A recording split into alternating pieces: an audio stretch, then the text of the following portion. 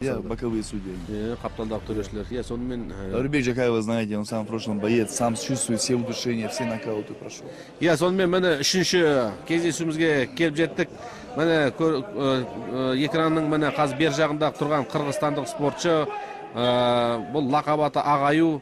Міне ол Өзбекстанның спортшысымен қазір ортаға шығып келе жатыр. Енді өзіңіз таныстырып өтсеңіз, бұл 94 келі, 93 келідегі спортшыларымыз, До 93 килограмм, полутяжелый вес. Видите, бойцы уже покрепче, уже повыше. Это вот Мамасалиев Мактыбек, он в селекшене уже выступал, помните, выиграл нокаутом бойца. Вот это бой с узбекским бойцом. Өзбекстанда спортшы өте мықты. Раджабов Музафар, да, он в Гран-при Беркуте в Чечне участвовал, как наши бойцы, знаете, участвовал. Выиграл там 2 боя, третий, к сожалению, проиграл, ну, его уже включили, он является первым номером Узбекистана. Осы салмақта. Да, Раджабов Музафар. Тоже ударник такой, тоже. Бұл көріп тұр, екеуі де тік тұрып төбелескен жақсы көреді. Мамасалиев Мактыбек, член сборной Кыргызстана по боксу. Попытался на лицензию, не смог, к сожалению, взять. И сейчас вот перешел в ММА. Полностью рассветит сил, ударная техника очень сильно поставлена. Бұл спортшы жасы 24-те, Мақтыбектің Ағайы, қырғызстандық спортшы. Қазір Ош қаласында заңгерлік білім, заңгер болып қазір оқып жатыр. Заңгерлікте болашақта заңгер болам деген арманы да бар. Оқудан бөлек спортпен де айналысады. Мені осындай мықты спортшылар бар кезде Қырғызстанның да талай жетістігіне жетеді ғой. Это восходящая звезда Кыргызстана, можно сказать так сейчас. Міне бұл арада енді көрдіңіздер, мына ақ қолғап киіп жүрген бұл Қырғызстанның спортшысы, мына көк қолғап киіп тұрған мына сол жағымыздағы бұл Өзбекстанның спортшысы. Раджабов Музафар. Мамасалиев Мактыбек. Мамасалиев Мактыбек бауырымыз. Мы этот бой тоже хотели увидеть, этот файт-карте, когда был заставлен состав пар. Там был очень интересный этот бой. Обои ударники, обои видно, что только будут вперед идти. О, міне болды міне. Правый боковой. Олмен қазір міне өзбек спортшысын кішігірім ұйқыға жіберді десек те болады. Тяжелый нокаут. Провел Мамасалиев Мактыбек. Смотрите, тяжелый нокаут. Полутяжелый вес. Қазір міне мына жерден қайталаудан тағы бір көретін боламыз. Повтор, вот, правый сбоку. Міне, анық көрінді. Боксерский. Өзің боксшы екен видно, да, видно, что он мастер спорта. Кейде бір спортшылар болады ғой, бокспен айналысады, бірақ жаңағыдай аяқпен теуіп күресіп жатады, өзінің негізгі несі бокс екенін ұмытып қалып жатады, мысалы. Дәрігерлердің қарау үстінде. Мысалы енді осы арада бір сұрақ қойғым келіп отыр, өздеріңіз ресей жаққа өнер көрсетіп қайттыңыздар ғой, мысалы. Былтыр бардыңыздар, биыл да бардыңыздар. Бауырларымызды Болгарияға да жіберіп сөйтіп жатырсыздар, мысалы. Осы жастарға қалай өнер? Қалай болып жатыр Қазақстан? Да, хорошо провели, да, мы вызывали в России уже, мы хорошо соревнования проводили, но мы туда стараемся лучше вывозить. Там тоже, когда обсуждение идет, мы, например, просим Армана Успанова, чтобы поехал, они говорят, нет, пускай приедет, другой приедет, видишь, тоже уже знает уже известных бойцов, тоже не хотят у себя рейтинг портить.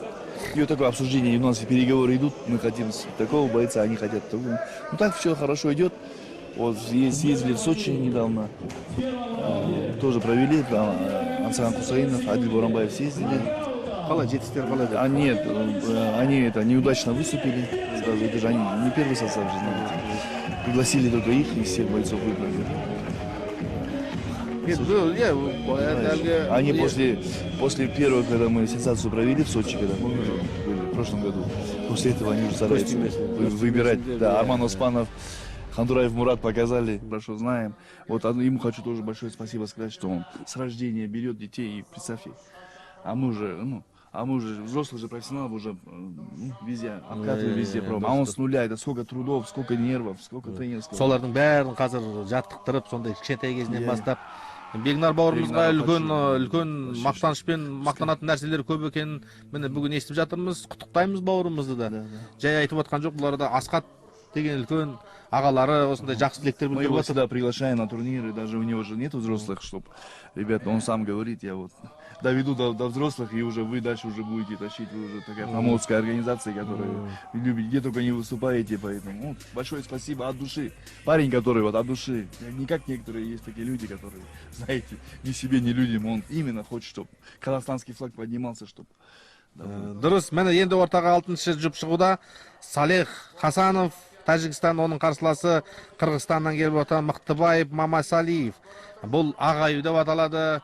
Бұл ағаюдың соққылары өте жойқын келетін. Осыған дейінгі жаңағы кездесулерін көріп жүрміз. Тек мына ауырту әдіс емес, бұның соққысы ауыр. Қырғызстандық Мықтыбектің Салех Хасанов Перс, Тәжікстаннан келген, Душанбе қаласынан, команда Touch Fighter, жасы 25-те, бойы 1.80. Оның қарсыласы Мықтыбек Ағаю Мамасалиев, Қырғызстан Ош қаласынан, міне жас күш командасының атынан шығуда. Бұның жасы 22-де, бойы 1.85. Қазір күні бұл жаңағы Мықтыбекті айтатын болсақ, Қырғызстандағы Ош қаласында заңгер бөлімінде заң несін оқып жатыр, студент 4-ші курста бітіруде. Қазір бос уақытында осындай спортпен айналысады. Қазір осындай бір жағынан заңгер, екінші жағынан осы мына спортта қатар алып жүрген жігіттердің бірі. Міне өзінің мықтылығын талай жерде көрген біз бұл бауырымыздың да. Енді бүгін қалай болады екен? Қазір енді Тәжікстандық, өзіңіз айтқандай, Тәжікстандықта бұлар Мықтыбек Мамасалиева, вы помните, полутяжелый вес, до 93 килограмм вес. Мамасалиева, вы в селекшене видели, как он тяжело нокаутировал узбекского файтера в селекшене в 3-м. И вот здесь тоже мы его пригласили, чтобы он тоже сказал, я готов побиться. К сожалению, здесь бойца Алаш Прайда нету, здесь кыргызский, таджикский боец. Включился у нас снялся Халышбек Саркабаев, помните? У него по семейной связи бабушка умерла, и поэтому включили эту пару, посмотреть их на бойцов. Мы же селекшн, смотрим еще в дальнейшем, как боец. И именно мы его пригласили. И его соперник нам очень хвалил, наш друг, наш партнер из Таджикистана Ахтам Хакиров. Этот парень только приехал с Португалии, выиграл 3 боя досрочно в любителях по ММА, Перс. И он очень его хвалил, и вот мы хотели этот бой посмотреть. Да, его базу его с Португалии выступил. Он чемпион Европы стал по боевому самбо в Португалии. Победитель международного турнира по ММА «Стальное сердце» в России, Магнитогорск был, Перс Таджикистана. Ну, а крымского бойца, знаете, он база боксер, мастер спорта, член сборной Кыргызстана по боксу. Был, сейчас перешел в смешанное наборство. Я бұның сойқындар жойқын, ағаюды білеміз. Бұл Мықтыбек бауырымыз бүгін бірінші рет емес, осымен осыған дейінгі де жаңағындай кездесулер өткізген, талай кездесулер. Соның басым көпшілігін бір соққымен шешіп кеткен. Бір соққымен, көрермен, құрмет. В прошлый раз в селекшене, знаете, у него был лучший нокаут вечера. Когда он нокаутировал узбекского бойца, он еще передом упал, помните? И вот, представьте, он чистый ударник, именно у него руки 100% хорошо поставлены. Член сборной Кыргызстана 2-3 года был. На Олимпиаду, к сожалению, лицензию не взял. И вот перешел в смешанное наборство. Видите, чем лучше смешанное наборство? Если не добился, Олимпиады больших в любительском спорте, а смешанное наборство, он готов, у него осталась сила адреналина, и он перешел. Мені астына соққы жасап, көрдіңіздер, құрметті көрермен, жаңа айтқанымдай, Мықтыбек бір соққымен мені талдырып тастады, былайша айтқан кезде қарсыласын. Таким же ударом, помните, Федор Емельяненко проиграл Дэн Хендерсону. Снизу удар. Точно. Мені мына жерде мені талып қалды, талып жатыр. Айттым ғой, бұл ағаюдың соққылары бұл жойқын келеді. Мені тяжелый нокаут.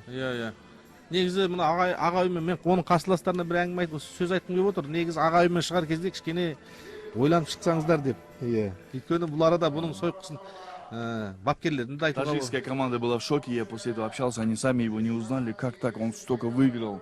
Он считался лидером команды, как капитан команды, и так упал. И видите, что значит смешанное наборство? Бұларда соққы алатындай түкте болған жоқ сияқты болған негізінде. Да, как будто нормально, он хорошо начал, Перс видели, а он точно руками попал в челюсть.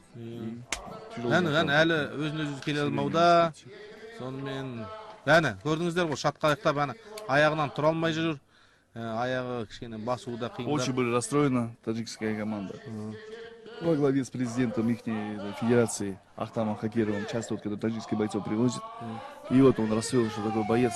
Он далеко его видел, в нем видел потенциал. И вот. Бірақ енді тәжік спортшысына әлі біраз дайындық керек, бәрібір де көрініп тұр. Бұларда әлі шик екені, өйткені бұл 8 бұрыш болғанда да бұл Алаш Прайдтың жасап отырған үлкен жарыстардың бірі. Бұл араға тек мықтылар ғана шығатынын, жаңағыдай тек мықтылардың ғана женетінін өздері көздерімен көріп отыр. Бұдан кейін келген кезде енді дайындықпен келетін шығар деп ойлаймыз енді.